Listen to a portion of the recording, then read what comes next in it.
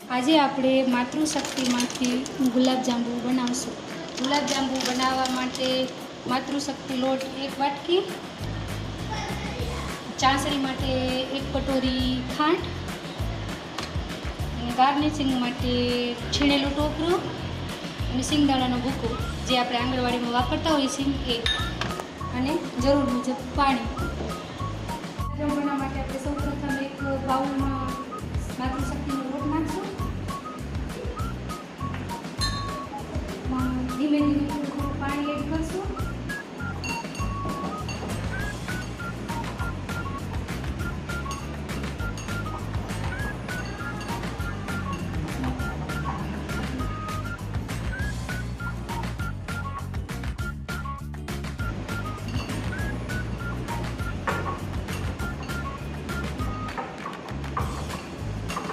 લોટ બરાબર મિક્સ થઈ ગયું છે. તેમાંથી આપણે નાના નાના બોલ બનાવી લઈશું આ રીતે.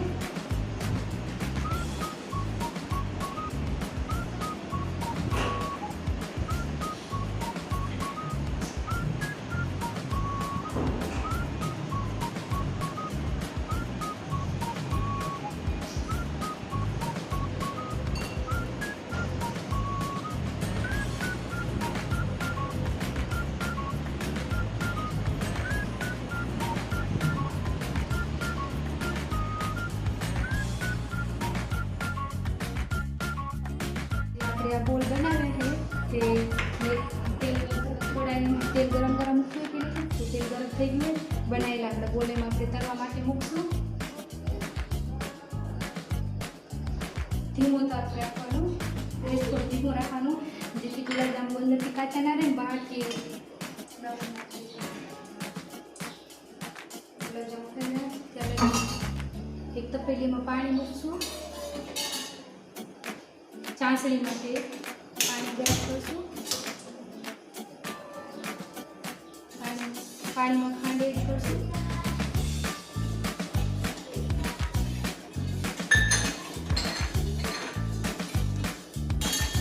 હવે એક સાઈડ આપણી ચાસણી તૈયાર થઈ, એક સાઈડ ગુલાબજાંબુ ધીમા લાપે કરવાના, જેથી ગુલાબજાંબુ અંદરથી કાળા નથી, અંદરથી કાચા ના રહી જાય અને બહારથી બળી જાય.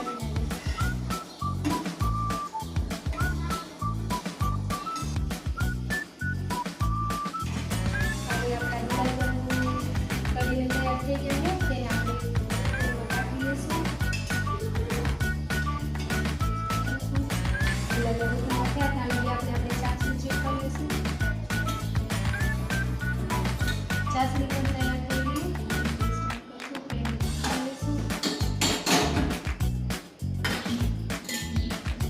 ગુલાબજાંબુ ઠંડા થાય તો ગુલાબજાંબુ આપણે ચાસણીમાં બોળી દઈશું.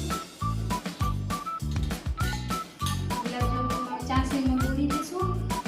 ઉપરથી આપણે ટોપરાનું છીણ નાખશું. સિંગનો ભૂકો નાખશું.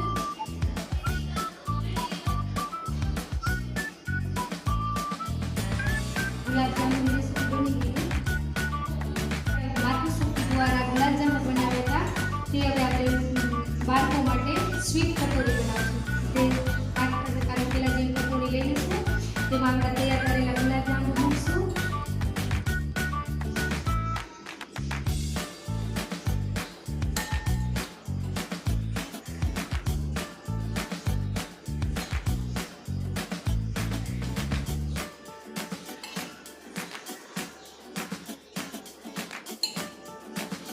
તેની પર આપણે ટોપરાનું છીણ બગડાવી દઈશું.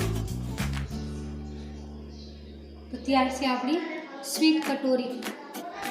આપણે બનાવશું માતૃશક્તિ લોટ દ્વારા સગર્ભા માતાઓ, સગર્ભા બહેનો માટે પૌષ્ટિક ચાટ કટોરી, જે મેં પહેલાંથી તૈયાર કરી નાખી માતૃશક્તિ લોટ દ્વારા. તેમાં હાઈવે લોટ દ્વારા મેં આ કટોરી બનાવેલી વાટકીની મદદથી. તો આ કટોરી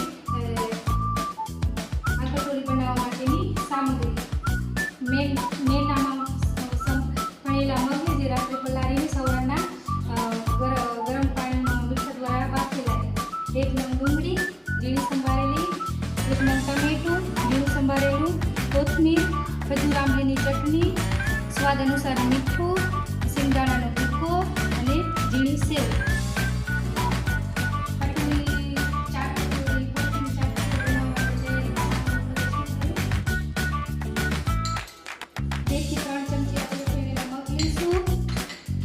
ત્યારબાદ 1 ચમચી કે 2 ચમચી જેટલી ડુંગળી લઈશું. ત્યારબાદ થોડું સમારેલું ટામેટું 2 ચમચી જેટલું લઈશું. ત્યારબાદ સ્વાદ અનુસાર મીઠું નાખશું. મીઠું આપણે મગ બાફતી વખતે મગમાં નાખ્યું એટલે સ્વાદ અનુસાર લેજો. ત્યારબાદ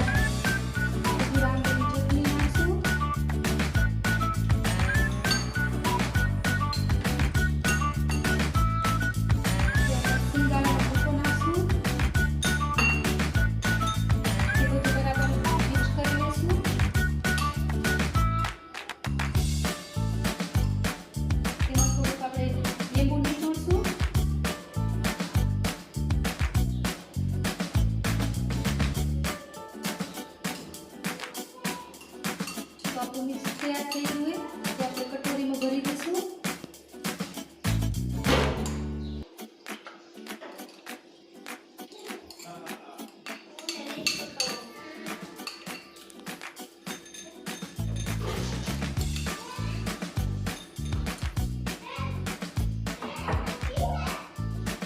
ઉપરથી આપણે ગાર્નિશિંગ માટે સેવ નાખીશું.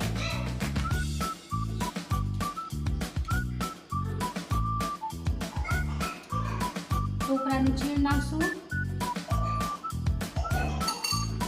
ઝીણી સમારેલી કોથમીર નાખશું.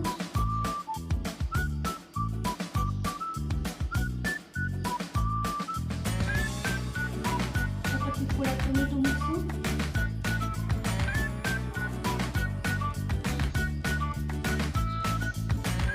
તો તૈયાર છે કટોરી ચાટ. હવે આપણે બનાવશું કિશોરીને ધ્યાનમાં રાખીને તેને પોષણ મળે તે માટે ચટપટી કટોરી. તેની સામગ્રી સૌપ્રથમ બાફેલા ચણા જે રાત્રે પલાળી લીધા હતા, સવારના મીઠા દ્વારા બાફી લીધા એ. ત્યારબાદ 1 સંભારેલી ડુંગળી, 1 સમારેલું ટામેટું, 1 બાફેલું બટેકું, ખાજરું આંબલીની ચટણી, લીલા ધાણા, ટોપરાનું છીણ, સેવ, સિંગદાણાનો ભૂકો, સ્વાદ મુજબ મીઠું. ચટપટી કટોરી તૈયાર કરવા માટે એક આપણે બાઉલ લઈશું. બાઉલમાં બધું મિક્સ કરશું. સૌપ્રથમ લઈશું ચણા, અડધી કટોરી ચણા લઈશું. તેમાં ડુંગળી નાખશું.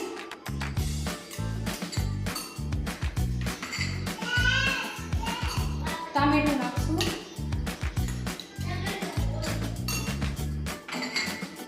બાફેલા બટેકા નાખશું.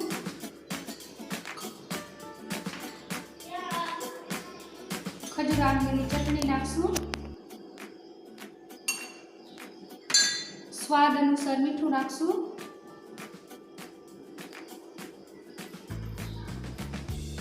સિંગદાણાનો ભૂકો નાખશું.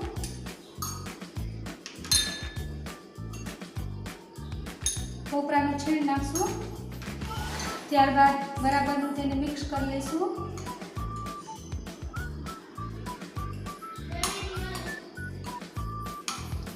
થોડુંક લીંબુ નાખશું. લીંબુ પર નીચોડશું.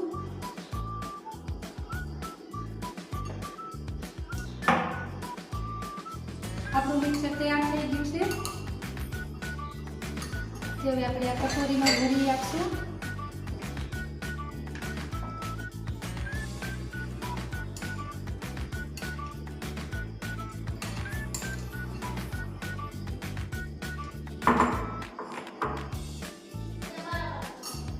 તેની ઉપર આપણે ધાણા નાખશું. લીલા ધાણા, ઝીણી સેવ,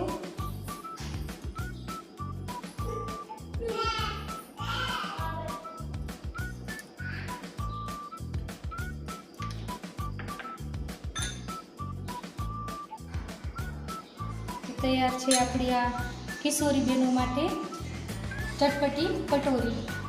આજે મેં માતૃશક્તિ લોટ દ્વારા 3 કટોરી બનાવીએ, જે સગર્ભા માતા ધાત્રી માતાને ધ્યાનમાં રાખીને બનાવી મેં પોસ્ટિંગ 4 કટોરી અને કિશોરીઓને ધ્યાનમાં રાખીને બનાવી ચટપટી કટોરી અને નનકા બાળકોને ધ્યાનમાં રાખીને બનાવી સ્વીટ કટોરી.